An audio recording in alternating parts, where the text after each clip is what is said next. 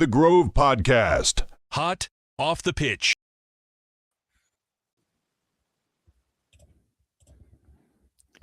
Okay, hello, and welcome to the Grove Podcast, Hot Off the Pitch. Bournemouth 2, Arsenal 3. Why do they keep doing this to us? Okay, Aston Villa aside, why do they keep putting us through this? You know, it just had to be. It just had to be one of those ones. I don't know. Anyway, welcome to the Grove Podcast, Hot Off the Pitch, post Bournemouth Arsenal instant reaction pod. Where we're just going to give you a bit of an emotional response to what we've just seen, have a bit of a quick chat, and see if we can get some interaction from the people watching and listening. Plus, I also put the call out for your 3-word review, so we'll do all those. Anyway, joining me to at least let me know what happened in the last 15 minutes, because I found an inordinate amount of chores to do. so I wasn't able to watch because I just couldn't. Is Ian, aka Ask and Picks. Ian, how's your ticker?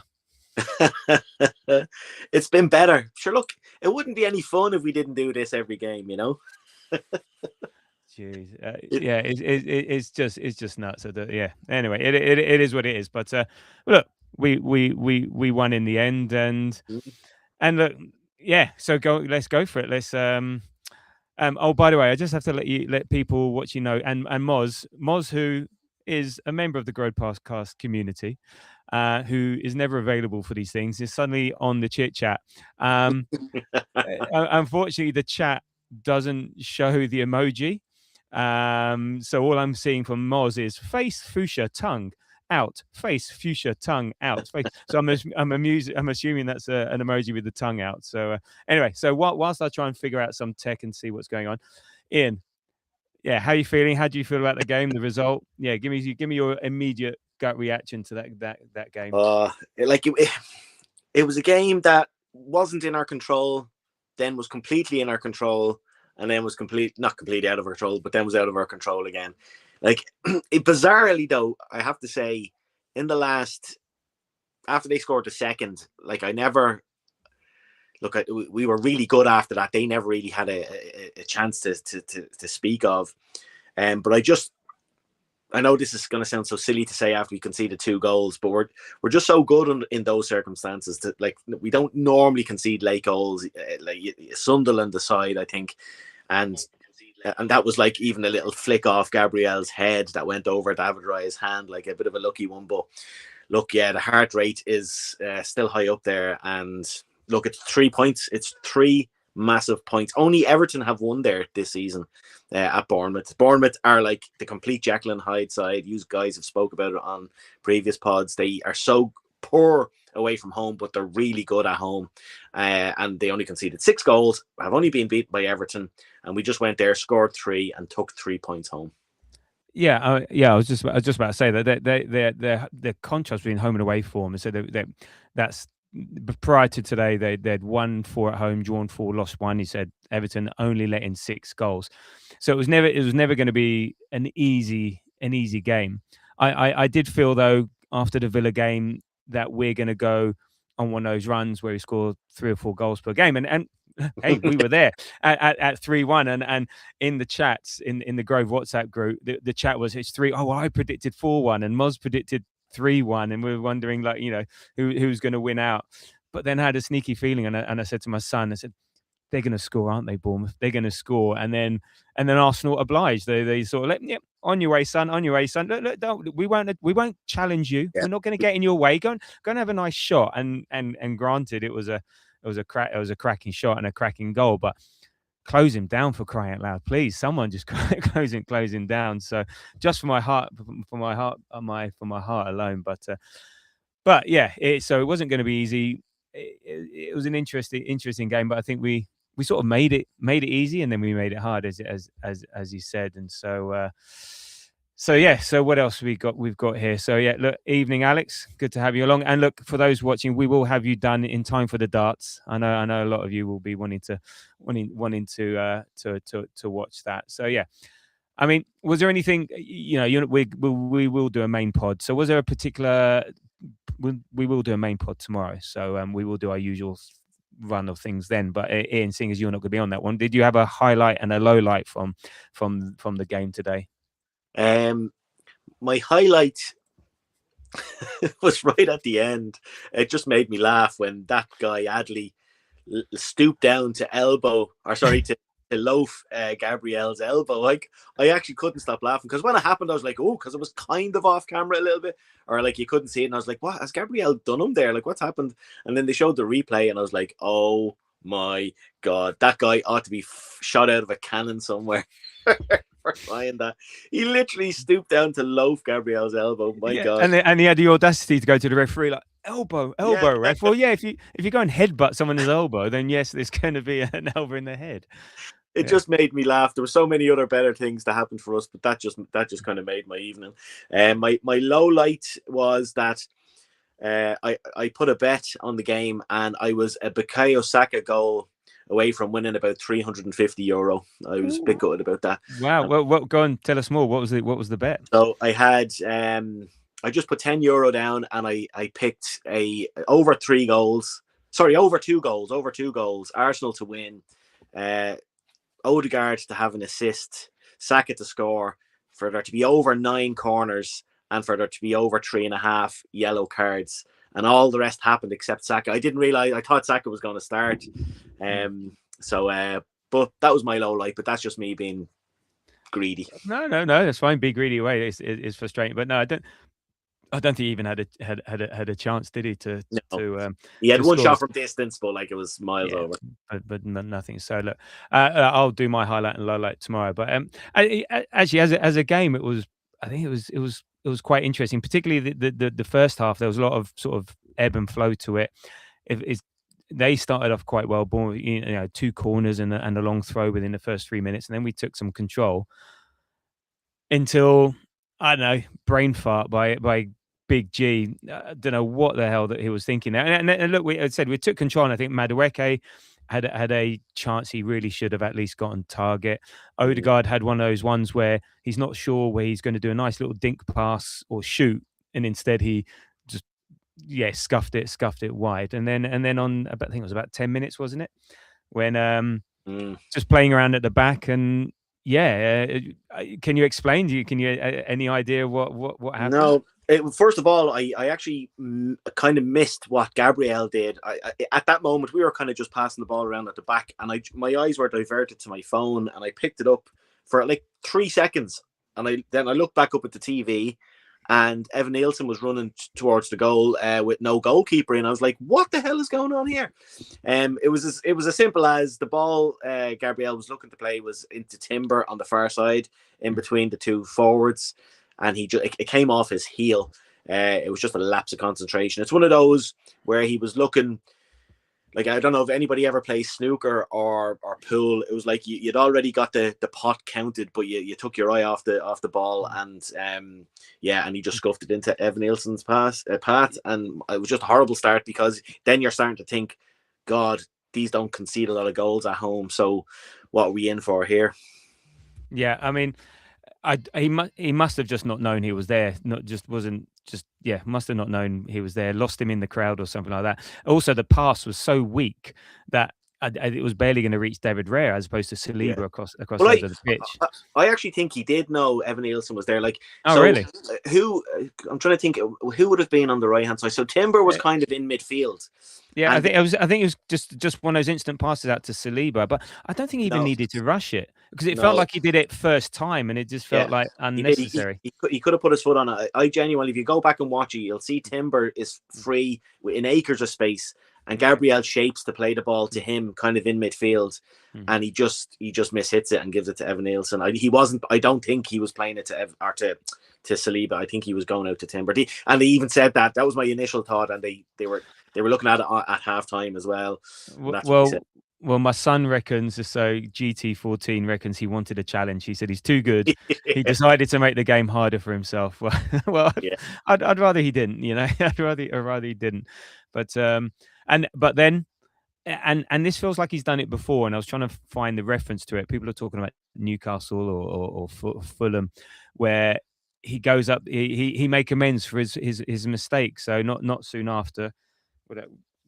When was it? It was like 15 or 5 minutes later, 5-6 5 minutes. minutes later, nice bit of play. That's it, Madueke. Nice bit of play by Madueke running the right, and actually Madueke was looking good and looking sharp and causing him trouble. I thought he'd gone too far.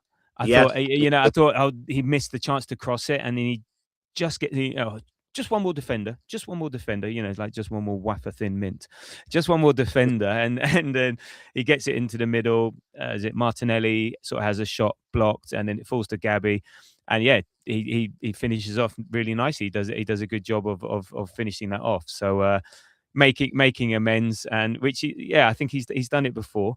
So if anyone can remind us when he's done it before, but I think it seemed familiar. I think that's how it was. Say at Fulham when he scored the header, I think he did it against Fulham at the Emirates, but I can't. Okay.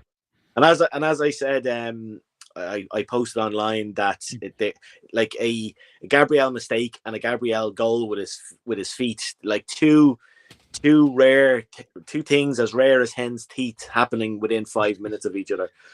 Yeah, but there we go. But and just before we sort of move on with the game, and just taking a step back in terms of the lineup, because we did make some changes, and I did think Saka was going to take a rest. So I did think Madueke would get it in.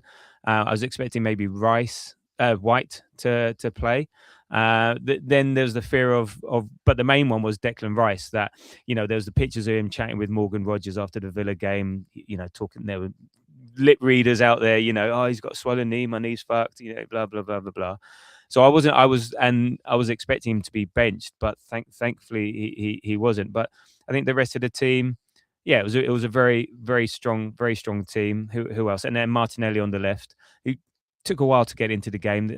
We couldn't find him, couldn't get him to space. Were you happy with the team? Were you expecting anything else? I was I was devastated that Saka didn't start because of my bet, but that's again me being selfish. It's all about you, Ian. All about you. Me. Never mind what we're trying to accomplish in the Premier League. But no, like with Liverpool on the horizon, I think it was wise to rest up a few players, and great that we actually were able to change the complete front three all at the same time as well. When Jesus, Trossard, and Saka did come on, but sorry, I'm going to cut you off here. Trossard, that was a terrible cameo from Trossard. I don't know if he looked like he was going to have another one of those running across the Arsenal pitch from side to side, almost giving the ball away, like how he set up Saliba for the red card last year. And I don't know, Trossard was for me was terrible. It would have been better off putting Eze out there. Everyone was calling for Eze, but sorry, carry on. But I just had to say, no, it's just that it's great that the bench is so stacked that we can do that. Very worrying for Eze that he's not playing at all. Like it's strange. Like I wonder if something going on in the background. Is he not doing that in training? I think it's just game state at the moment. He does. Yeah. I don't think Arteta trusts him defensively off the ball. No. He's still paying for letting Matty Cash score against us away at Villa, and he seems to have done that. And I just think in a game like it was, I don't know, did they come on when it was 3-1 or 3-2? I think it was maybe 3. Anyway, whatever it is, I don't think. Yeah, I just think there's a trust issue there. Now, if it's 1-1, I think it was 2-1 because Saka said twice, didn't he? Oh yeah. So 2-1. So it's a bit too close. It's a bit and I think if it's 1-1 and we need a goal, I think he comes on. But when we're defending a lead I just think his off the ball work, he needs to do more with that. Now someone like Madueke, I think, is in the same boat, but you could see him. He was tracking back a lot today. He was doing quite well on that. He did play very well. Yeah, and with Eze, like he's not going to start because Odegaard is back in form as well, and that midfield is kind of set, I think, so long as they're fit. So it's a shame, but at the same time, look, we're winning. It's working, so it doesn't matter. Yeah, and Gyökeres up front. There was a lot of chat in the group because he's not scoring again.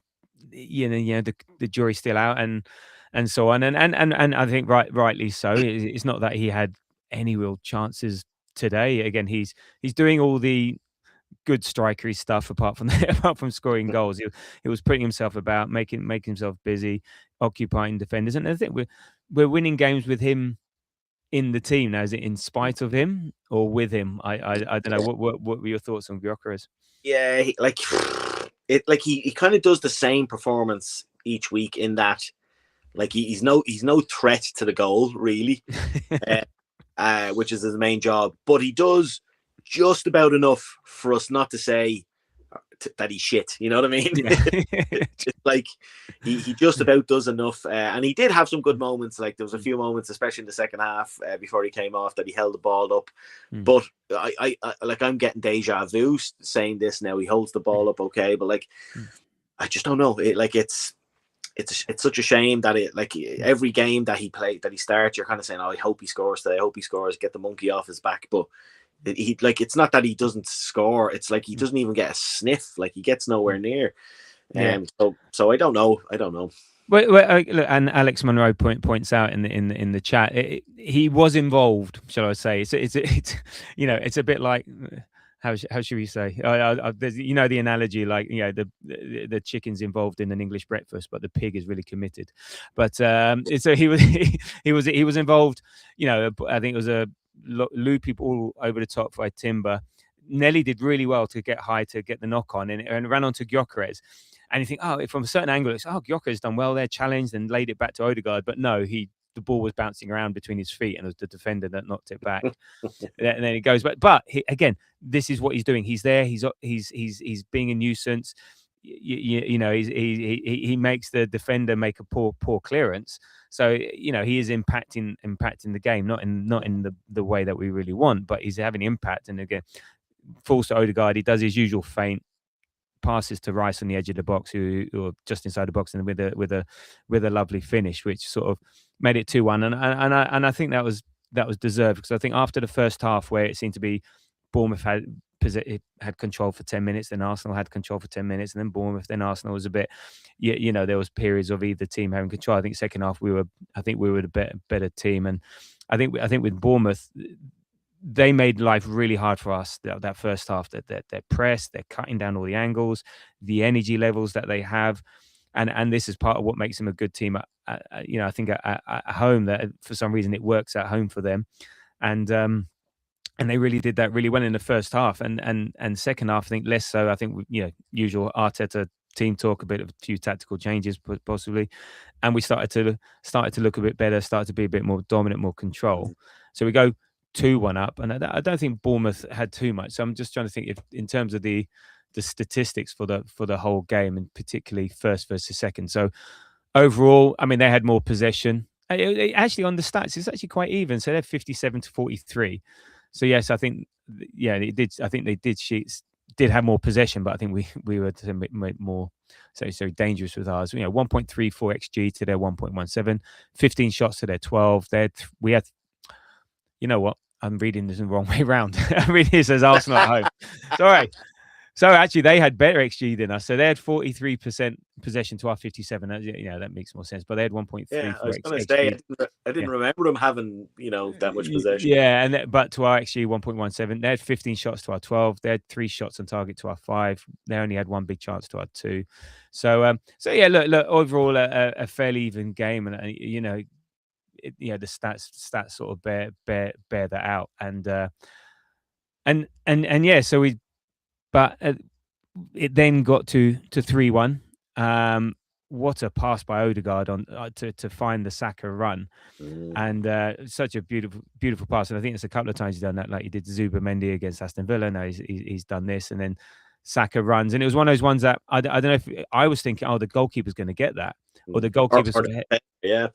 Do you think he should have got it, or he seemed to hesitate? No. I don't know. Yeah. No, I'd like it. Well, if he'd have ran as soon as the ball was hit, yes. But then he's just guessing, and he could be making a big mistake. But no, I think once he saw Saka's run and his stride, I don't think he was ever going to get it. Well, actually, what helped was that because he sort of hesitated and was halfway, it meant then when Saka passed it back, the goalkeeper was sort of practically in line with the near post. So it was, I mean, Rice did really well to get it past the defenders that were going back. He sort of deliberately, they went one way and he put the ball the other way. So So we're thinking 3-1, game over, right? Yeah. I was thinking it's only a matter of time before Saka gets the fourth, and we're grand, we're laughing. But Well, yeah, like as has been the way over the last kind of few weeks, as you said, aside from Villa, we just like brain fart, and we just gave that guy, what's his name, Kroopy, or too much space. Gave him the freedom of the whole of the pitch nearly, and to be fair, it's a good finish. And like David Raya was a bit unlucky, because when you watch the replay from ground level behind the player, like the two, I think there was a Bournemouth, I don't know if it was two Arsenal defenders or a Bournemouth player and an Arsenal defender, were right in line, and David Raya only reacts after the ball is gone by like a few meter, meter or two. So he sees it very late, and that gave him no hope then, because there was a lot of power in that. Yeah, and it was just curling away from him. Just did it. So yeah. So that was about the 75th minute. I mean, the other stat, other than us in the groups. I mean, I wanted the Saka goal, because that would have meant another 4-1 prediction. Yeah. for me, but well, I've forgotten what I was going to say now. But actually, so it was about the 75th minute. But actually, since then, we actually seem to manage the game quite well. And what I really noticed was that we started to manage the game quite well. We were keeping hold of the ball, but they were knackered, and it was literally they had defenders and attackers and nobody in midfield. The amount of times it was sort of like it was we actually defended well, and the ball broke to us. It was like, oh, there's three of our midfielders to their one midfielder sort of thing. So I think we managed to control it. I think still could have done a bit better. There was the Jesus one where he could have gone into the corner, instead he just boots it out. Trossard was doing his best to undo all the good work that he'd done. I think Marino did well, took on a couple of good positions, but I don't know. I had the feeling, is it Semenyo? Is he going to score a goal and then take his shot off and reveal a Man City top? They had the throw in in the 96th minute, and oh god, here we go, Villa all over again. Sort of like everyone watching behind their eyes. But no, I think we sort of managed it quite well. Again, it's one of those ones you watch that back and you think, oh yeah, it's fine. There was actually one moment when they did hoof the ball forward, and all of us got attracted to the ball, and I could see one of their players just on his own on the left, and it had broken the wrong way. It would have been I think would have been horrible. But yeah, I think we managed it well. Yeah, we did. But we managed it very well. I did enjoy the whole Bournemouth team standing around the referee and the assistant referees at full time. Like, what the hell was their problem? The referee blew up. I know, I get it. They were given out because the ball was headed out to them. They had a great chance to swing it across in. But the time was up. Yeah, the throw-in was already after this. So, and I was watching with my son. He said they're going to allow him to take this, but time was up. So what? And also, it was their idiot who wasted time by running into Gabriel's elbow. So there was also a moment where Timber got the ball. Like he had a great block at the back post, and he kicked it. He hit it off their player. It should have been a goal kick. And I thought, if these score from this now, my TV's out the window. But thankfully, it didn't happen. Yeah, I don't know. I think I might have been hanging up the washing at that point. So I'm sort of pacing around, going here, going there, and all the rest of it. My son's sort of just lying on the couch, just like on his phone watching it. I said, how can you lie there and just be so good? I wish I could be like that. I'm terrible. But hey, we won. Another 3 points. We're now 7 clear of Man City. Okay, they've got to play tomorrow. They've got to play managerless, soulless Chelsea. So I'm not expecting anything there. So we'll see. And again, 6 points above Villa. So I think on the face of it, people will see, oh, we're playing Bournemouth, haven't won now in 11 games. and people think, oh, well, it's an easy game, you should be winning that. But as we said at the beginning, their home record is really good, and they made it tough for us. That we found it hard to pass through. We were a bit slow. It was a bit scrappy. The ball was bouncing around a lot in times, and that first half particularly, we just couldn't really get any control. But that's down to how well they played. So I think this is a really, really good result. Even again, going to 3-2, could have been nervous, could have given away more, but we weren't really being peppered. We weren't under any real pressure towards the end. So I think a cracking result. We put the pressure on City now, and this is the sort of, and they talk about the sort of games that champions win. After the Villa game, you've got to back that up. You do all that stuff against Villa, and then you go to Bournemouth and draw. That would just like knock you back. And then you got Liverpool. So you're going to Liverpool. You don't keep any of the momentum from Villa. You got the momentum from Villa. You got the Bournemouth, and you can win in different ways against different teams. You can battle it out. So I think we go into against the Liverpool game with a lot of confidence, a lot of I think fitness as well. Hopefully, again, we're not taking risks with players. So yeah.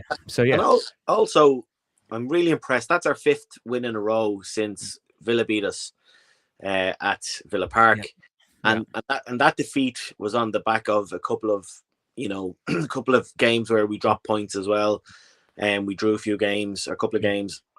So to come out of that period where there was a lot of doubt being bandied about within our own fan base and in the media and opposition fans, to now have gone 5 in a row, including Villa, including away to Bournemouth, and including Everton away.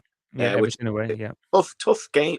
Like you just saw what happened to Man City away at Sunderland. Now I know we dropped points there as well, but these are tough grounds. The Premier League is not like it was when you and I were kids. When you were a kid, it was the old First Division tabs. But it's like nowadays it's just a different situation, and like these are really good games to win. That was a really big 3 points. No, it was. It is. Don't let their league position and their form sort of tell you any different. So yeah, big 3 points, and we move on. So who would you say was your man of the? Well, I think this is going to be an easy one, but who was your man of the match? There's only one, isn't there? David Wright. No, I'm only joking. Declan Rice has to be. But head and shoulders above everybody else on the pitch. Yeah, no, he was good. He was again everywhere, like the lawnmower, just everywhere. Driving force, gets too important in goals, and I think that's his first brace that he scored. So 2 really, really important goals, really good performance. And considering he was like meant to be injured, suffering from a knee injury, swelling on the knee, to put in a performance like that, I think mentions to Odegaard as well. I think Odegaard did really well. Again, he was busy trying to sort of, again, he created the pass for Saka. He was trying to do much. It wasn't the most creative of games. We weren't creating huge chances, easy chances and stuff like that. But he was always thereabouts, always available. Timber doing Timber things, and so yeah. Everyone else, Madueke fits and starts. Nelly fits and starts. Zubimendi, seemed okay. I was a bit annoyed with his yellow card. I couldn't quite understand his yellow card because he didn't kick the ball away. He kicked it against the advertising hoardings, which then made it bounce back in. I thought that's a bit harsh. Anyway, whatever. He knew what he was doing. I can see why the ref gave it, because they were about to take a quick throw, and okay. But at the same time, players do worse than that and don't get booked. Yeah. So. No, indeed. But yeah, no, it's so good. I think there were some good performances there. I think considering we went 1-0 down, so again, that again shows a bit of character. Went 1-0 down. It was important to get back into it quickly, and yeah, really, really nice to say get 3 points. I think that's a big 3 points. I think what gave us confidence as well. I think we're all, well, I don't know if you were thinking about, we haven't let in more than 2 goals since December 23 when we won 4-3 against Luton. So even then, after we scored our second, I was going, oh well, this game's won, because they're not going to. Well, we're going to get a point at least. God, can you imagine?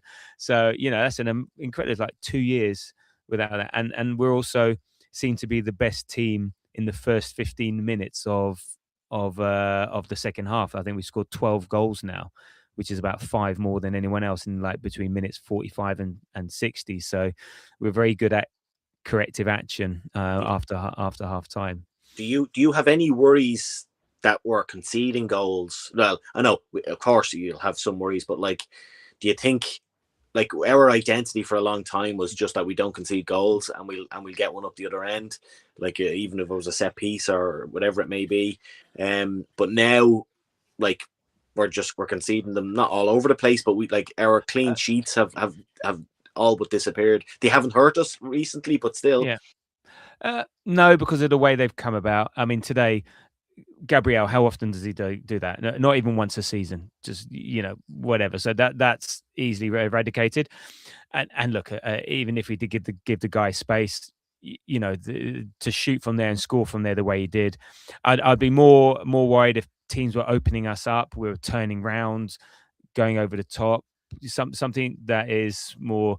It's something in our setup, in our makeup, in our tactics that allows teams to get in behind multiple times, or play through us, or something like that. So imagine if Villa was scored not in the early, but in the first half when they had a couple of their chances. That's more of an issue. So no, I'm not. And again, it evens out. That Chelsea record. I don't think we're ever going to get that 12 in a season. That was just ridiculous and whatever. But we're still a very, very good defensive team. Like behind Bournemouth, Arsenal are the number. Well, we are the top team in terms of home goals conceded. I mean, it's about 4 or 5. So no, and look, it's like goal scoring as well, a bit of aggression, and other teams are allowed to score. So no, it's not an issue for me. So okay, so let's close out on the 3-word review. So while I go and hunt those down, do you have a 3-word review for us? Yes, it's very simple as always. 7 points clear. Lovely. Very good. Very good. Okay. Right. So can you see the chat? I think Alex posted one on the chat. Can you see that one? Yes. Do you want me to read it out? Yes, please. Can you read it out while I'm stalling here? Yeah. Alex has said his 3-word review will mirror a lot of our feelings. It says pacemaker needed. Yes, indeed. Okay, right. So I'm on to threads. So anyway, thank you for everyone who sent these in, and apologies again if I get your hand or name wrong and mangle it. I'll do my best. So on threads, we have 3 to the 4th, right? Oh my God, I got my rice baby, Spooks Davy, Declan wants this. Yeah, I think he certainly did. I think in December now into this game, he's really stepped up. Paul Latham, Dignity 18, Gunners Pop Cherries. Yeah, Groovy Cathers 2, Semenyo Gamble failed. And what did were you surprised to see him? You surprised to see him start? Yeah, I was, because like a lot of money are wrapped up in these deals. Like the deal is done as far as we all know, and I'm surprised his agent and Man City. Well, not that Man City would have a choice. He's still a Bournemouth player, but I was surprised he played. Yeah, I really was. Yeah, and to be honest, he didn't actually have that great a performance, to be honest, or he didn't do a huge amount. So he's trying to avoid injury. Yeah, well, yeah, exactly. So yeah. I mean, I did find it odd. I thought they would want to protect their future asset, but until it's done, it's done. But it could have easily backfired. Okay, I was hoping that when he got booked early, I was hoping he'd get sent off so he'd miss Man City, first game for Man City. that would be funny. Yeah, I was thinking the same. So, all right, we have Jazzgrow 123, Rice on time. Yeah, I like that, Rice on time, and Iffy_K. Gun they burned mouth. Okay, nice one. Gun they burned mouth. I think that reads better than me saying it. Okay, on to Blue Sky. We have Mr. C the Gooner who put cherries plucked. And I said that's only 2, so he's tasty cherries plucked. Okay, thank you very much, Mr. C. And I think the other guy was saying gunned down Bournemouth. No, gun the burned mouth.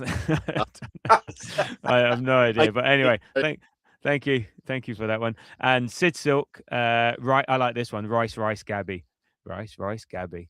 Nice. Okay, nice one. Okay, let me see if I can find TikTok. If I can go to activity and list. Right, where's my profile? Did I Bournemouth too? Okay. Oh yeah. Jamie McCabe put rice baby. Indeed. Okay. There we go. And onto the Grove group chat. Let's see what we've got here from these guys. 5 wins running from Alistair. Thank you, Alistair. What else we got? 3-point collectors from Daljeet. Yeah, just like you were saying, 5 in a row. Mads, sensational fried rice. He was indeed. Darwit, solid team performance. Yeah, I'll get that. Sasha, TF rice back. I'm assuming that's the fuck rice back. That's 4 words, but I'll take it. Noel McDay, armpits in May. Yeah, no, I don't get that one. Does that make any sense to you? Armpits in May? Maybe that's we're going to win the league, and I don't know. We're all going to be celebrating with our arms up, and our armpits will be out in May. That's all I got. Yeah, maybe. I don't know. There we go. Moz, always thinking about himself. So close, Moz, because he predicted 3-1. There you go. It's all about you, Moz. All about you. Charles, Declan fucking Rice. Indeed, Charles. Indeed. Normie, Time Wasters FC. Yeah, we did play the clock quite well. I think we did it just about right. Alex Monroe again, keep it up. Henry Rice baby. So there we go. I have to give Moz a shout out for his 3-word review, the best 3-word review after the Villa game. He said some kind words about me, so fair play to you, Moz. I love you too, baby. Oh yeah, what was his 3-word review after the Villa game? Because you had led him astray and taken him drinking. Well, his 3-word review was arse cannon picks, and okay. then he went on to praise me. I can't remember exactly the words. I'll blush otherwise, but it was nice to hear. Thanks, Moz. No worries. Okay, so there we go. I just put a call out for my son for his 3-word review, but he's too busy playing darts in his new dartboard and watching darts nice. at the same time. There we go. Okay, well, I think we are done. If I can find you again, there we go. We are done. So cool. So yep, another 3 points. Top of the league, 7 points clear. Over to you, City. See what you can do. And for once, oh God, do we have to support Chelsea tomorrow? Yeah. But anyway, do you know what? I think City are going to spank them terrible. Or they're going to spank them. I guess it's win-win, because if they get humiliated, they said after they beat us 1-1, their title push is incredible. So yeah, if Man City spank them, then so be it. If Chelsea get a result, then we benefit. So I think it's a win-win. But let's see. So look, Ian, thank you. Oh, just in time. God, you did say 8:15, right? 8:16. So I'll let you go. Thank you, everyone, for listening. Thank you for being here. We're going to release this as a pod ASAP. And all that leaves me to say, we got a main pod tomorrow with Jamie, and we'll sort of be a bit more in depth. But all that leaves me to say is, until the next time, come on, you Gunners.